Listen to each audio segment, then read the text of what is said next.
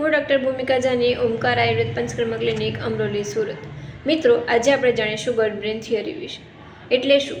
તમારા પેટની બીમારી કે જે તમારા મગજ સાથે સંબંધિત છે। તમારું પેટ કે જે તમારું બીજું મગજ છે।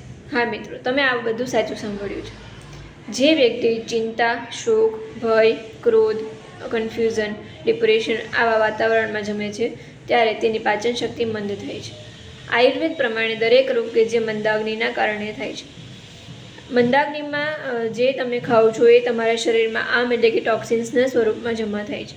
આ ટોક્સિન્સ કે જે શરીરમાં જુદા જુદા રોગોની ઉત્પત્તિ કરે છે। જે વ્યક્તિ આવા વાતાવરણમાં આવા ચિંતા, શોક, ભય, ક્રોધમાં જમે છે એ બધામાં ઘણામાં એવા લક્ષણો જોવા મળે છે, જેમ કે જમ્યા પછી ઉલટી ઉપકા થવા, પેટમાં દુખવું, ગેસ, એસિડિટી અથવા ભૂખ જ ન લાગવી, વજનમાં ઘટાડો આવા લક્ષણો જોવા મળતા હોય છે। ઘણા બધા રિપોર્ટ્સ કરાવવામાં આવે છે, જેમ કે sonography, endoscopy, CT scan, MRI બધું જ, પરંતુ એ રિપોર્ટમાં કશું આવતું નથી।